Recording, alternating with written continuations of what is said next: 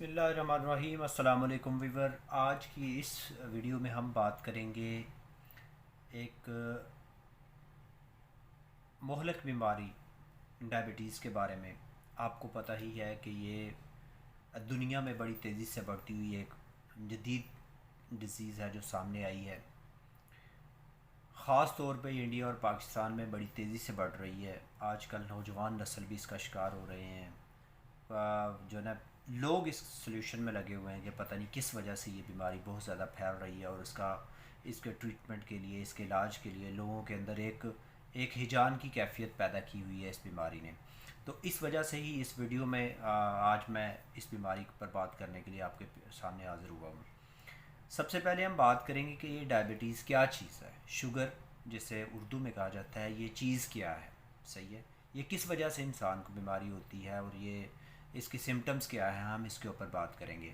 देखें, ये एक मेटाबॉलिक सिंड्रोम होता है, जो आप किस मेटाबॉलिक डिसऑर्डर होता है आपकी बॉडी के अंदर, जिसकी वजह से आपका पैंक्रियाज जो है वो इंसुलिन बनाना बंद कर देता है, या तो वो बिल्कुल नहीं बनाता, या बनाता है तो वो अच्छे तरीके से आपकी बॉडी के अंदर यूटिलाइज होती नहीं है, जिसकी वजह से आपको ये बीमारी हो जाती है। इसमें जो है ना, मैं सबसे पहले आपको ये बता दूं कि हर तरह की बीमारी और दुनिया की तमाम बीमारियां अल्लाह ताला की ज़ात की तरफ से होती हैं। वही इंसानों को बीमारियां देते हैं और वही इंसानों को शिफा भी देते हैं। अगर गॉड फॉरबिड आपका कभी भी वास्ता इस बीमारी के साथ या किसी भी बीमारी के साथ पड़ जाए, तो आपको हिम्मत और हौसले से काम लेते हुए उसका मुकाबला करना चाहिए, उसको कंट्रोल करने की कोशिश करनी चाहिए। परेशान होने की ज़रूरत नहीं होती है, क्योंकि इस्लाम में अगर मैं आपको बताऊँ ना, तो बीमारी के 3 कॉन्सेप्ट हैं, और तीनों के तीनों इंसान के लिए बेहतरीन कॉन्सेप्ट हैं।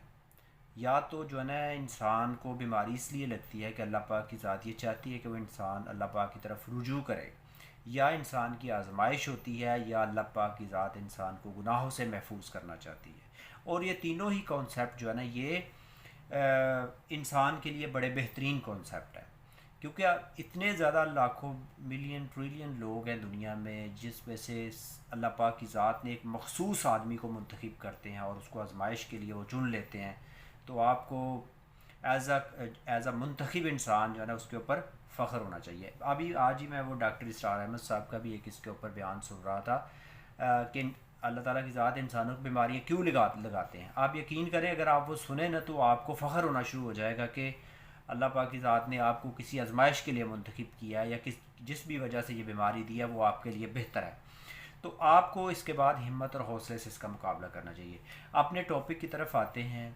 जो अमेरिकन डायबिटिक एसोसिएशन ने इसके लिए रेंजेस सेट की हुई हैं, वो कहते हैं कि जी, अगर खाली पेट आपका शुगर लेवल जो है बिलो 100 है, 100 से नीचे है, तो आप बिल्कुल ठीक है। अगर 120 से नीचे है तो आप प्री डायबिटीज़ हैं। अगर मोर देन 120 है तो आप एज अ डायबिटिक पेशेंट है। और रैंडमली अगर आपने खाना खाया हुआ है, उसके बाद आपका शुगर लेवल जो है वो 140 से नीचे है, तो आप ठीक हैं। अगर 140 से 180 तक है तो आप प्री डायबिटिक हैं। अगर मोर देन 200 है तो आपको डायबिटीज़ है, आप डायबिटिक हैं, आपको इसकी मेडिकेशन की ज़रूरत है। अच्छा, इसकी दो अकसाम होती हैं। एक होती है टाइप 1 डायबिटीज़ और एक होती है टाइप 2। टाइप 1 के अंदर आपकी बॉडी के अंदर इंसुलिन बनती ही नहीं है, उसके लिए आपको एक्सटर्नल इंसुलिन लेनी पड़ती है, आप इंजेक्शन लगाते हैं इंसुलिन के। और टाइप 2 डायबिटीज़ के अंदर आपकी बॉडी में इंसुलिन बनती है, मगर वो प्रॉपर तरीके से यूटिलाइज़ नहीं होती है। आपको उसके लिए फिर मेडिकेशन लेनी पड़ती है, टैबलेट्स लेते हैं, आप एक्सरसाइज करते हैं, या डिफरेंट तरीक़ों से फिर आप कंट्रोल करते हैं। अगर अगर आप फिट इंसान हैं, अगर आपको डायबिटीज़ नहीं है और आपके अंदर ओबिसिटी आ गई है, आप मोटापा आ गया, आपका वेट बहुत ज़्यादा बढ़ गया, तो आपको फौरी तौर पर उसे कंट्रोल करने की कोशिश करनी चाहिए। क्योंकि अगर हम इस बीमारी की वजूहात को देखें तो उसमें दूसरी वजह आप में ओबिसिटी है, और पहली वजह जेनेटिक भी हो सकती है ये।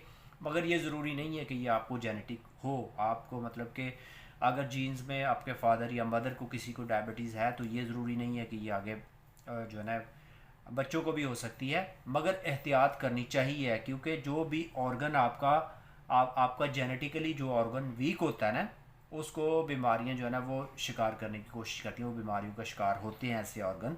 तो इसलिए आपको वहाँ से भी एहतियात करनी चाहिए।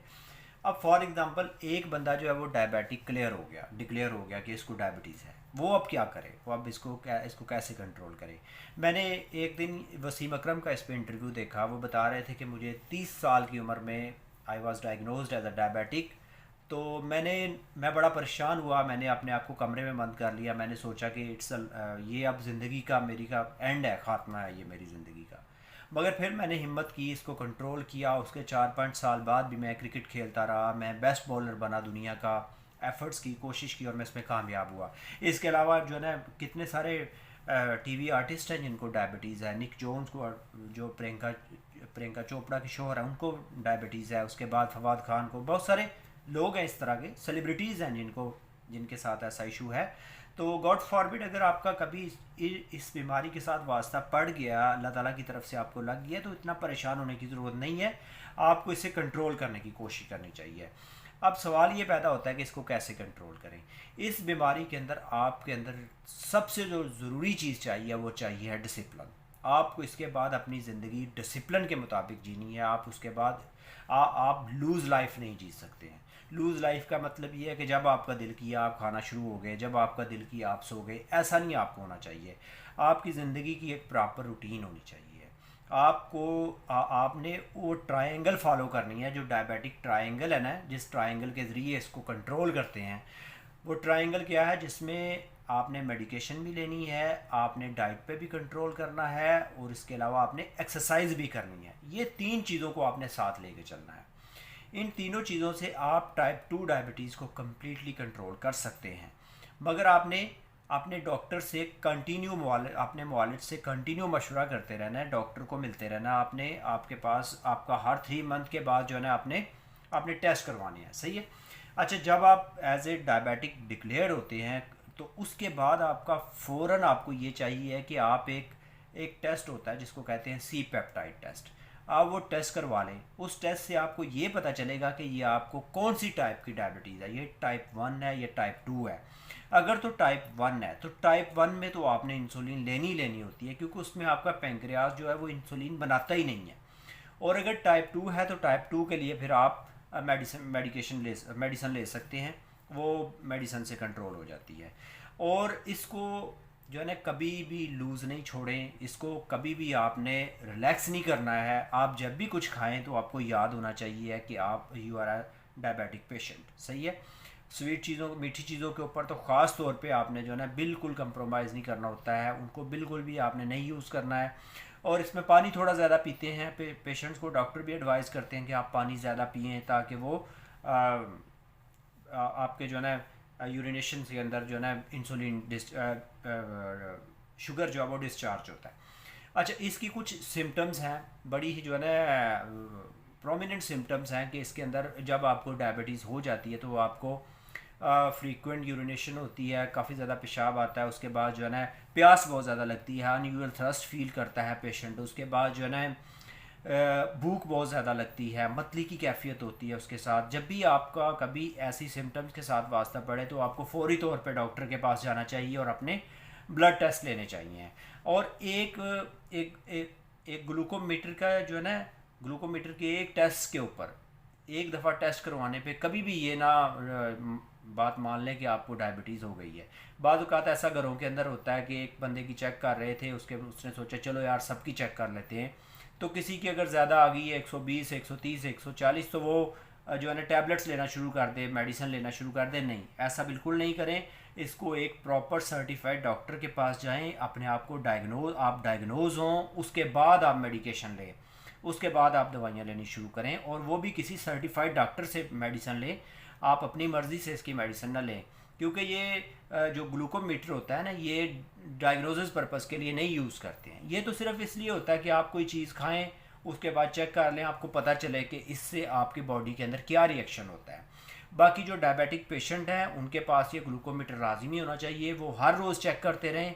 और इसको चेक करके अपनी डाइट को चेंज करते रहें, अपने जो है ना एक्सरसाइज का एक शेड्यूल बनाएं। उसके बाद जो है ना मेडिकेशन का भी एक मेडिसिन तो डेफिनेटली आपको डॉक्टर ने जो है ना वो रिकमेंड करनी है, और उसी ने उसकी क्वांटिटी भी रिकमेंड करनी है, और उसके मुताबिक ही आपने उसे यूज़ करना है, सही है। बाकी जो भी लोग इसके पेशेंट हैं जो इसके ख़िलाफ़ लड़ रहे हैं, मेरी दुआ है अल्लाह पाक की ज़ात उनको हिम्मत दे, ताकत दे और उसका मुकाबला करते रहें और जल्द अज जल्द अल्लाह पाक की ज़ात उनको शिफायाब करे। अगर आपको ये मेरी वीडियो अच्छी लगी हो तो इसको लाइक करें और शेयर करें। शुक्रिया।